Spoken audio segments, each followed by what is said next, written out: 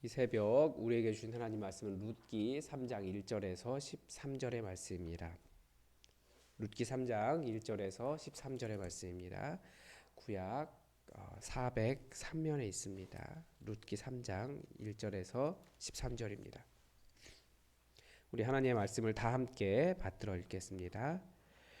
룻의 시어머니 나오미가 그에게 이르되 내 딸아 내가 너를 위하여 안식할 곳을 구하여 너를 복되게 하여야 하지 않겠느냐. 내가 함께하던 하녀들을 둔 보아스는 우리의 친족이 아니냐. 보라 그가 오늘 밤에 타작마당에서 보리를 까불리라. 그런즉 너는 목욕하고 기름을 바르고 의복을 입고 타작마당에 내려가서 그 사람이 먹고 마시기를 다 하기까지는 그에게 보이지 말고 그가 누울 때에 너는 그가 눕는 곳을 알았다가 들어가서 그의 발치 이불을 들고 거기 누우라. 그가 내 할 일을 내게 알게 하리라 하니 룻이 시어머니에게 이르되 어머니의 말씀대로 내가 다 행하리이다 하니라. 그가 타작마당으로 내려가서 시어머니의 명령대로 다 하니라. 보아스가 먹고 마시고 마음이 즐거워 가서 곡식단 더미의 끝에 눕는지라. 룻이 가만히 가서 그의 발치 이불을 들고 거기 누웠더라. 밤중에 그가 놀라 몸을 돌이켜 본즉 한 여인이 자기 발치에 누워 있는지라. 이르되 내가 누구냐 대답하되 나는 당신의 여종 루시오니 당신의 옷자락을 펴 당신의 여종을 덮으소서. 이는 당신이 기업을 물을 자가 됨이니이다 하니 그가 이르되 내 딸아 여호와께서 내게 복 주시기를 원하노라. 내가 가난하건 부하건 젊은 자를 따르지 아니하였으니 내가 베푼 인애가 처음보다 나중이 더하도다. 그리고 이제 내 딸아 두려워하지 말라. 내가 내 말대로 내게 다 행하리라. 내가 현숙한 여자인 줄을 나의 성읍 백성이 다 아느니라. 참으로 나는 기업을 물을 자이나 기업 물을 자로서 나보다 더 가까운 사람이 있으니 이 밤에 여기서 머물리라. 아침에 그가 기업 물을 자의 책임을 내게 이행하려 하면 좋으니 그가 그 기업 물을 자의 책임을 행할 것이니라. 만일 그가 기업 물을 자의 책임을 내게 이행하기를 기뻐하지 아니하면 여호와께서 살아계심을 두고 맹세하노니 내가 기업 물을 자의 책임을 내게 이행하리라. 아침까지 누워 있을지니라 하는지라. 아멘. 성경에 나오는 인물들, 성경에 나오는 그 믿음의 영웅들의 어떤 핵심적인 그 뭐라고 할까요? 차이라고 할까요? 뭔가 다름이 있습니다. 저는 그것을 한마디로 간절함이라고 이야기합니다. 아무것도 없기 때문에 하나님 이외에는 아무런 도움이 없기 때문에 하나님만 의지하고 하나님께 간절히 매어 달리는 그 간절함이 성경에 나오는 위대한 믿음의 영웅들의 좀 차별성입니다. 아브라함을 생각해 보면 우리가 생각할 때 아브라함은 어떻게 보면 부족함이 없는 사람입니다. 대가족을 이끌고 있었고, 뭐 사람도 많았고, 노예도 많았고, 심지어 집에서 기르던 군사도 있었습니다. 재산도 충분히 있었어요. 노예도 많았고. 그러나 땅도 없었고 자기를 이어갈 자식도 없었습니다. 그래서 그는 가는 곳마다 하나님을 바라보고 자기에게 정말 필요한 것이 무엇인지 하나님께 계속해서 간구하는 간절함이 있었습니다. 성경에 나와 있는 야곱도 그렇습니다. 아버지의 축복을 받아보겠다고 팥죽으로 형을 이렇게 속이고 아버지의 눈 어두우니까 또 어떻게 보면 사기치고 또 도망가고 아내 얻겠다고 삼촌네 집에서 14년을 고생하고 그에게 간절함과 진실함이 있습니다. 사무엘을 낳은 한나도 그만한 간절함이 없죠. 그 남편 생각하고 만족한다면 사실은 뭐 10아들보다 부럽지 않은 그런 남편이 있었지만 자기에게 자식 달라고 소리내어 기도하지 못하고 술 먹은 사람처럼 그렇게 기도한 사람이었습니다. 뭐 다윗도 마찬가지고 우리가 예수님의 기도하시는 모습을 보면 잘 알 수 있습니다. 십자가 지기 직전에 그 겟세마네 동산에서 그 기도하시던 예수님의 모습, 하나님의 사명, 주신 사명, 그 죽음이라고 하는 것 감당하기 쉽지 않죠.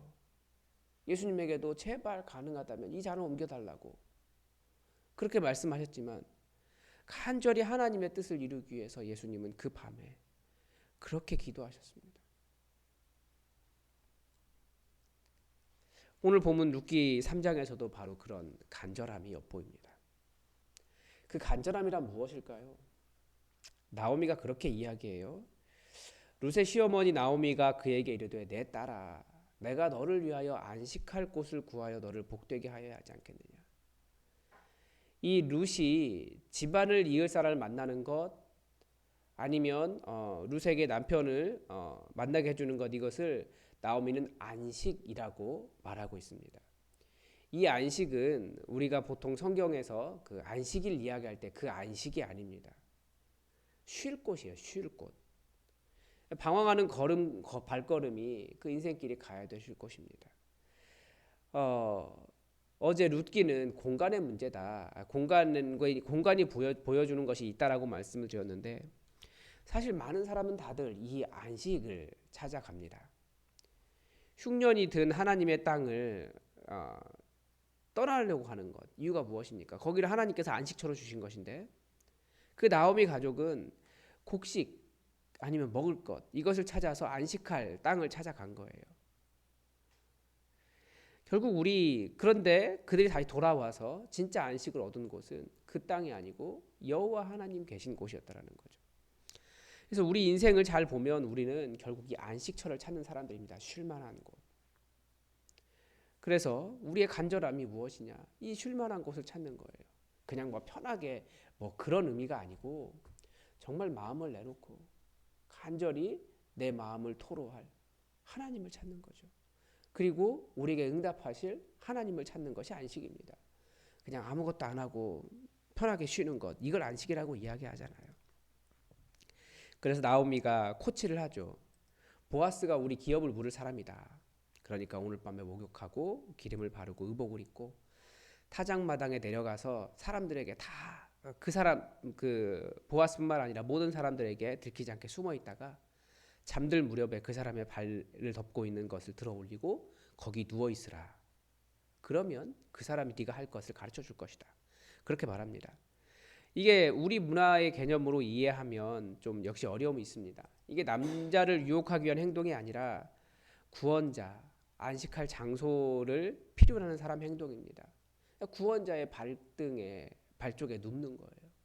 그리고 그의 그 날개로 이렇게 덮어준다라고 하는 의미죠. 룻이 나오미가 코치한 대로 다 행합니다. 타작마당으로 내려가서 시어머니가 시킨 대로 다 했습니다. 그래서 보아스가 먹고 마시고 마음이 즐거워서 곡식단 사이 단 더미 끝에 눕는 것을 보고 7절 하반절에 보면 룻이 가만히 가서 그의 발치 이불을 들고 거기 누웠습니다. 이불을 그냥 덮고 누운 것이 아니고 이불을 젖히고 그 자리에 누운 겁니다. 그러니까 어떻게 보면 보아스의 발을 베고 누웠을 가능성이 많이 있는 거죠. 이때까지도 보아스가 잘 모릅니다. 이 정도 되면 약간 보아스가 정말 술 많이 먹고 잘 놀았던 것 같아요.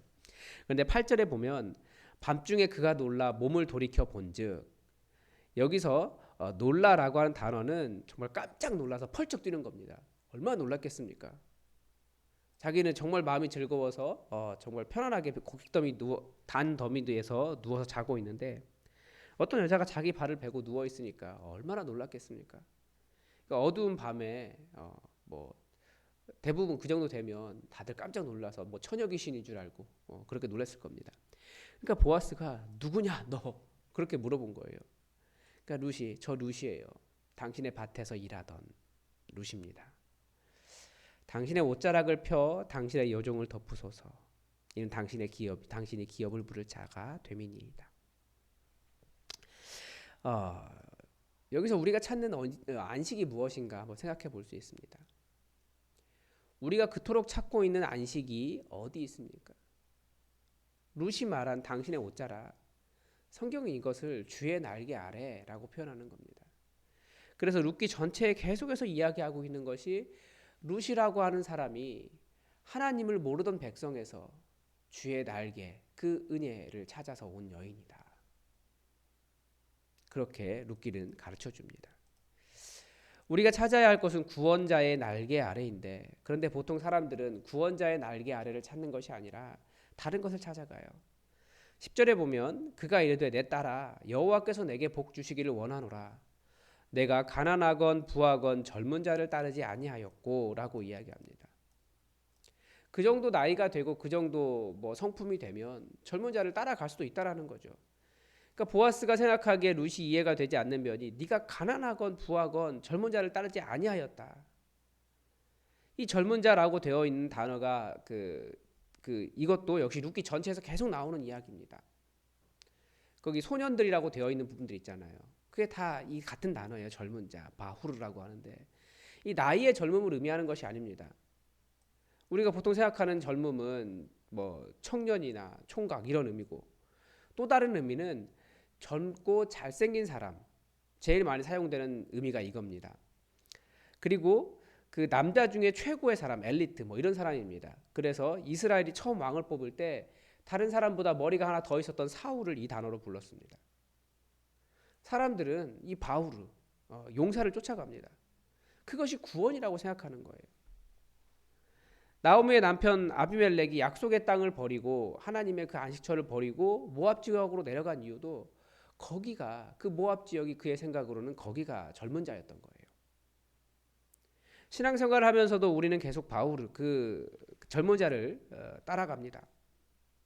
그러나 예수님도 그런 젊은 자가 아니었어요. 우리가 잘 알지만, 우리가 예수님을 본 적은 없지만 이사야의 예언에 보면 예수님은 굉장히 볼품이 없을 정도로 너무 못생겨서 고개를 돌려야 할 정도의 볼품이라고 그렇게 가르쳐 줍니다.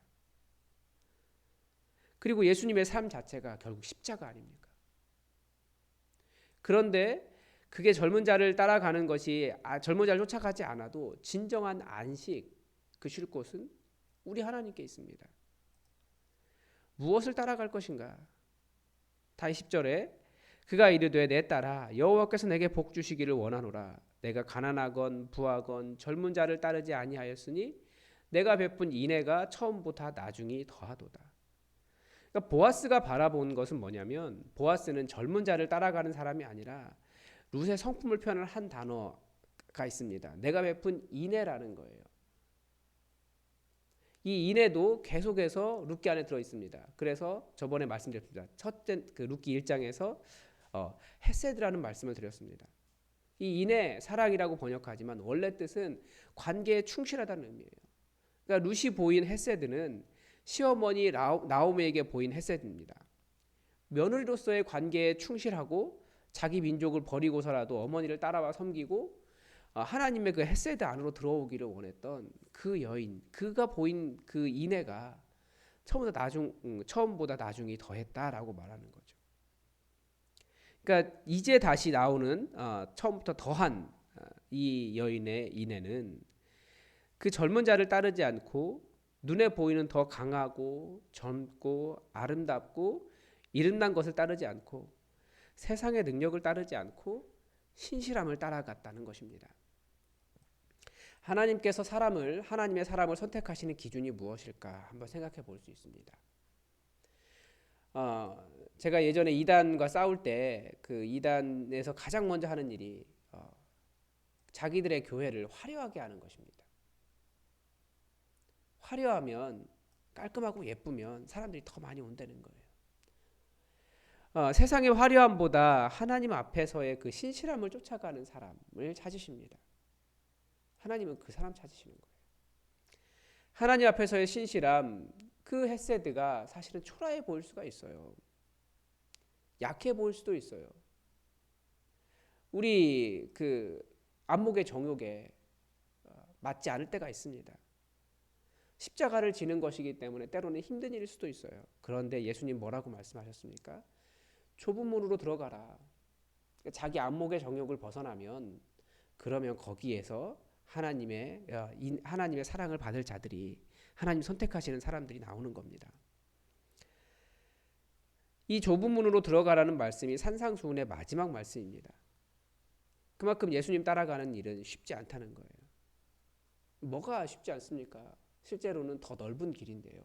구원의 길인데요. 그런데 사실은 손해봐야 하고 내가 피곤해야 하고 내가 지금 해야 될 일 다 조정해야 되고 내 직장이 우선순위에서 밀리고 내 가정이 우선순위에서 밀릴 수 있어요. 그러나 우리가 주님께서 말씀하신 대로 정말 좁은 문으로 가라. 생명으로 인도하는 문은 좁고 길이 협착하여 찾는 이가 적다. 그러니까 예수님 따라가면 됩니다. 룻을 다시 한번 생각해 보면 룻은 과부입니다. 또 너무 가난해서 추수하는 곳에 가서 땅에 떨어진 이삭 주워서 먹고 살았습니다. 그래도 그런 형편에서 룻이 끝까지 이 헤세드, 이 신실함을 포기하지 않았습니다. 그래서 하나님께서 그에게 다른 거 따라가지 않고 젊은 자 따라가지 않고 눈에 보기 좋은 안목의 정욕 따라가지 않고 아름답고 잘생기고 그런 거 쫓아가지 않고 주의 그 성실함만 신실함만 따라갔을 때 하나님께서 그를 결국 놀라운 은혜로 인도하셨다라는 것을 우리가 기억하시기 바랍니다. 그래서 오늘 하루 우리가 예수님 어제 본문에서도 수요 기도의 본문에서도 말씀하셨던 것처럼 너희가 나를 떠나서는 아무것도 할 수 없다. 아무것도 할 수 없어요. 우리가 어디에서 안식처를 찾을 수 있습니까? 예수님 안에서 찾을 수 있습니다. 주님을 떠나면 아무것도 할 수 없지만 주님과 함께하면 모든 것을 할 수 있다라는 말도 됩니다. 여러분 이 시간 우리에게 모든 것 주시고자 나 떠나지 말아라 부탁하신 예수님의 그 말씀 기억하면서 우리도 주님께 정말 신실한 그 헤세드 그 인애를 보일 수 있기 바랍니다. 기도하겠습니다. 하나님 안식처를 찾아 이리저리 방황하는 것이 우리의 인생이지만 이미 우리에게는 여호와 하나님이라고 하는 너무나 좋은 안식처가 있다라는 것을 우리는 잘 알고 있습니다. 우리가 그렇게 잘 알고 있음에도 불구하고 우리는 여전히 우리 안목의 정욕과 세상 풍조에 따라 또 다른 안식처를 구할 때가 너무나 많이 있습니다. 아버지, 우리가 다른 안식처 찾아 헤매지 않게 정말 진짜 안식처가 어디 있는지 바로 깨달아 알게 하시고 정말 신실하게 아버지께 조금 험하고 좁은 길을 가고 십자가 지고 간다 할지라도 정말 신실하게 아버지께 우리의 인애를 더 보일 수 있도록 우리를 주의 영으로 인도하여 주시고 주의 이름 부를 때 정말 여기가 안식처구나. 주님께서 우리를 여기로 인도해 주셨구나 감사하며 찬양할 수 있도록 우리에게 응답하여 주시옵소서. 이 새벽이 그렇게 보아스가 그 여인을 주의 날개의 그 은혜로 덮었듯이 그것보다 훨씬 더 놀랍고 은혜로우신 우리 주님의 날개로 덮어주시는 시간 되도록 우리의 기도에 응답하여 주시옵소서. 예수님께서 너희가 나를 떠나서는 아무것도 할 수 없다라고 말씀하셨는데 이 새벽이 예수님 굳게 붙잡고 더 예수님 품으로 파고 들어가고 예수님 안에 거하는 시간 되도록 주의 영으로 우리의 마음을 움직여 주시옵소서. 주장하여 주시옵소서. 이 새벽이 복된 새벽 되기를 간절히 원하오며 예수님의 이름으로 기도드립니다. 아멘. 여러분 오늘도 교회 기도 제목 가지고 기도해 주십시오. 여러분 이제 코로나가 끝나가면서 가정교회 다시 일으켜야 됩니다. 제대로 일으켜야 되겠습니다. 여러분 가정교회 목자 교육을 하려고 하는데 우리 가정교회 목자들이 잘 준비되고 계획된 모든 일들이 진행될 수 있도록 기도해 주시기 바랍니다. 프로그램이 능력이 있는 것이 아니라 어떤 교육이 능력이 있는 것이 아니라 우리의 일을 이루시는 하나님께서 능력이 있으십니다. 우리 예수뿐만 교회 하나님께서 역사해 주셔서 정말 하나님의 능력이 차고 넘치는 교회 될 수 있도록 여러분 기도해 주시기 바랍니다. 그리고 오늘이 어린날인데 우리 교회 어린아이들을 위해서도 잠시 함께 기도해 주시기 바랍니다. 다 함께 기도하겠습니다.